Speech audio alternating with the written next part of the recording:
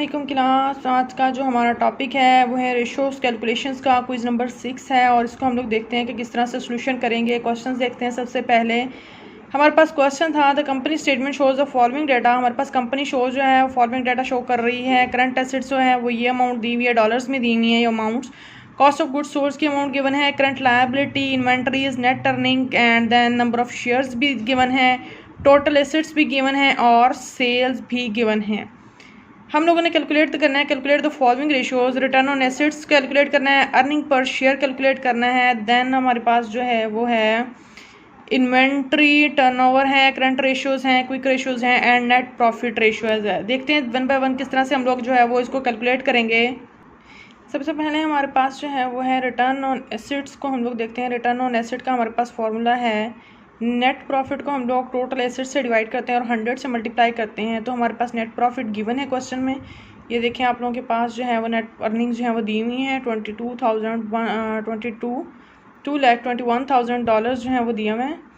इसको हम लोग जो है वो टोटल एसेट्स भी गिवन है, उनसे डिवाइड करेंगे और 100 से मल्टीप्लाई करेंगे तो हमारे पास आंसर आ जाता है 6.14% जो है वो रिटर्न हो रहा है ऑन एसेट्स के ऊपर। के मतलब एसेट्स जो है वो कितना प्रॉपरली यूटिलाइज हो रहे हैं नेट अर्निंग्स को जनरेट करने में। ठीक है, और उसके बाद जो है वो अर्निंग पर शेयर्स को कैलकुलेट करना है। अर्निंग पर शेयर्स का फार्मूला है नेट प्रॉफिट को हम लोग जितना भी हमारे पास नेट प्रॉफिट या नेट अर्निंग्स होती हैं नंबर ऑफ़ शेयर्स के साथ हम लोग उसको डिवाइड करते हैं। नेट प्रॉफिट हम लोगों को गिवन है, नंबर ऑफ़ शेयर्स भी हम लोगों को गिवन है क्वेश्चन में। ठीक है, तो हमारे पास अर्निंग पर शेयर आ जाती है 2.89 जो है वो पर शेयर। एक शेयर की अर्निंग जो है, एक शेयर पर कितनी अर्निंग हो रही है 2.89।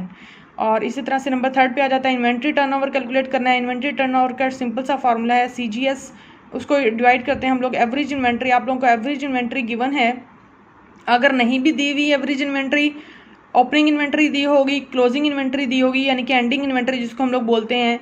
ओपनिंग इन्वेंट्री और एंडिंग इन्वेंट्री को हम लोग प्लस करते हैं और 2 से उसको डिवाइड करते हैं तो हमारे पास एवरेज इन्वेंट्री आ जाती है। और उस एवरेज इन्वेंट्री को यानी कि उस अमाउंट को जो हम लोग प्रीवियस लेक्चर में हमारा इसको डिस्कस कर चुके हैं हम लोग, उसमें हम लोगों ने देखा था कि हम लोग एवरेज इन्वेंट्री को किस तरह से कैलकुलेट करते हैं। तो इसको हम लोग कैलकुलेट करेंगे और CGS से हम लोग इसको डिवाइड करेंगे तो हमारे पास इन्वेंट्री टर्नओवर जो है वो 7.22% जो है वो हमारे पास इसकी रेशो कैलकुलेट हो जाती है। नेक्स्ट हम लोग देखते हैं हमारे पास करंट रेशो है। सिंपल सा फार्मूला है हमारे पास करंट रेशो का। हमारे पास करंट एसेट्स को हम लोग करंट लायबिलिटी से डिवाइड कर देते हैं। सिंपल हमें गिवन होते हैं करंट एसेट्स भी और करंट लायबिलिटीज़ दोनों गिवन हैं क्वेश्चन में। और ये हमारे पास रेशो आई है 1.97। बेसिकली हमारे पास जो है ये रेशो 1 से अबव रेशो जो है वो गुड कंसीडर की जाती है इसके लिए कि हमारे जितनी रेशो जो है वो 2:1 रेशो होनी चाहिए। मतलब ये रेशो हमें ये बता रही है कि हमारे पास इतने एसेट जो है हमारी ऑर्गेनाइजेशन या कंपनी के पास अवेलेबल हैं कि वो अपनी ऑब्लिगेशंस को ऑन टाइम जो है करंट या शॉर्ट टर्म ऑब्लिगेशंस को ऑन टाइम मीट कर सकती है। तो 1.97 जो है वो इज़ अ गुड रेशो। फिर आ जाते हैं हमारे पास क्विक रेशो। क्विक रेशो का फॉर्मूला है हमारे पास करंट एसेट्स माइनस इन्वेंट्रीज और उसको डिवाइड करते हैं हम लोग करंट लायबिलिटी से। अब ये डेटा हमारे पास जो है वो इतना गिवन है, current assets minus inventories over current liabilities, इसको मैंने फार्मूला में इतना ही लिख दिया है। वैसे आप लोगों का जो पूरा फार्मूला हम लोग प्रीवियस लेक्चर में हम लोगों ने देखा था वो हमारे पास current assets minus inventories minus कोई प्रीपेड्स वगैरह हैं उसको माइनस कर देते हैं और इसी तरह से करंट लायबिलिटी में अगर कोई बैंक ओवरड्राफ्ट वगैरह हैं उनको माइनस कर देते हैं। और अगर तो उनकी जो है वो अमाउंट गिवन है आप लोगों को क्वेश्चन में तो आप लोग उसको माइनस करेंगे, अदरवाइज आप लोग उसको जो है वो ज़ीरो कंसीडर करेंगे। यहाँ पर मैंने उसको ज़ीरो कंसीडर किया है और उसको मैंने यहाँ पर जो है वो मेंशन नहीं किया है।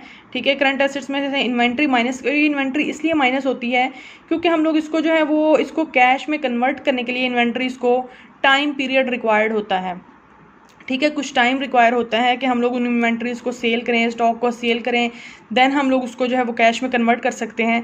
तो इसीलिए इसको जो है वो करंट एसेट्स में से क्विक रेशो का फाइंड आउट करते वक्त इसको जो हम लोग माइनस कर देते हैं।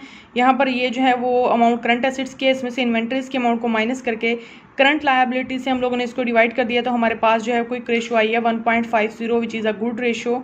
और देन जो हमारे पास नेट प्रॉफिट रेशो को कैलकुलेट करने का क्या फॉर्मूला है। नेट प्रॉफिट रेशो में हम लोग नेट प्रॉफिट को नेट सेल यानी कि नेट सेल में से कितना जो है वो प्रॉफिट जनरेट हुआ है, हमारे पास इतना नेट प्रॉफिट है, ये अमाउंट गिवन है आप लोगों को क्वेश्चन में। और नेट सेल की अमाउंट भी गिवन है, 100 से मल्टीप्लाई करेंगे तो 7.18% जो है वो नेट प्रॉफिट की रेशो आई है। मतलब हमारा इतनी सेल में से इतना नेट प्रॉफिट ये रेशो है इनकी। ओके जी, ये था हमारा आज का टॉपिक और नेक्स्ट हम लोग देखते हैं नेक्स्ट क्विज़ को।